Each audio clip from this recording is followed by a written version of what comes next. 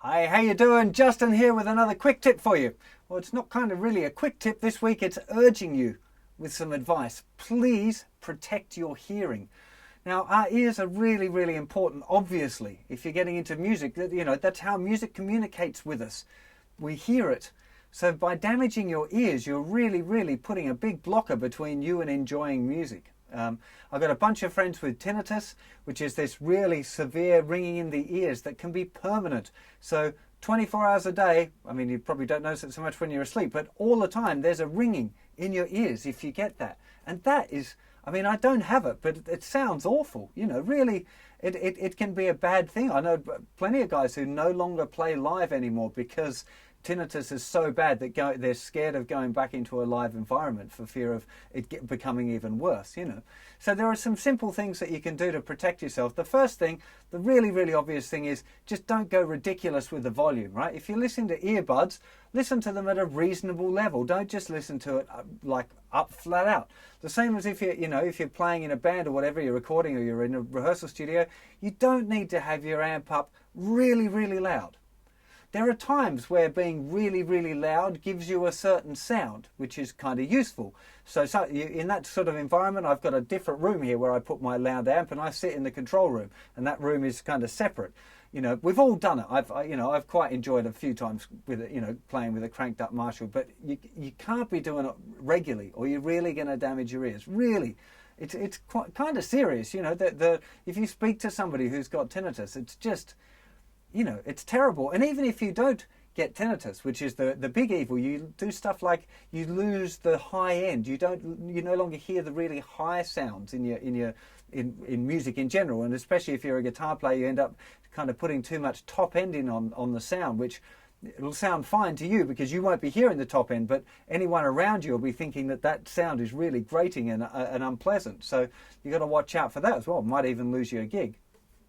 Now, the most obvious thing to do to protect your hearing is to get earplugs. And I definitely recommend you do that. Either just the little cheap foam ones that you kind of rub between your fingers and put in, they're okay. But you can buy slightly more expensive ones which are a lot better, that cut out more of the really dangerous high frequencies. Or if you can afford it, the things that I use are these kind of custom-made earplugs. They're kind of expensive. They're I think mine were about £100, which is a lot of money. But if you're really serious about music and you're going to regularly to loud concerts or whatever, investing in a pair of these things is incredible because it takes the whole volume down rather than just cutting out the top end or whatever. So when you're listening to stuff, it sounds the same, just quieter, which is really what you want. Because sometimes, those earplugs, the cheap ones, they kind of change the sound. So, and I understand why people don't want to wear them then if it's changing the sound, because changing their enjoyment with the music. But, that's why I think a little, spending that bit of extra money on posh earplugs is kind of a good idea. I know it's a lot of money, but if you're serious about music, you're serious about listening at volume, then you probably need to invest in those.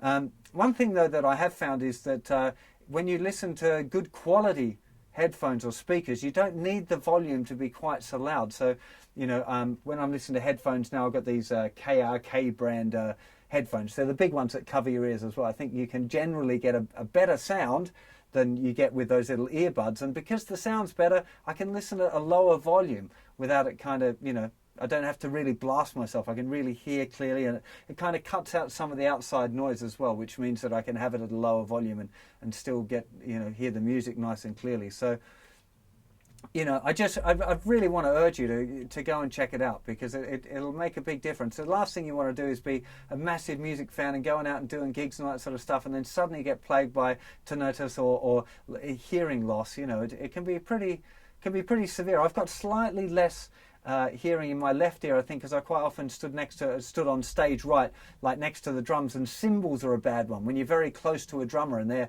bashing away on a crash cymbal a lot, that can really do some damage to your hearing. So guys, if you're into your music, go and get yourself some earplugs, the best that you can afford, and look after them. They might be expensive, but I don't think your ear changes shape that much. At least I've had my set for a good 5 years or something, and it hasn't.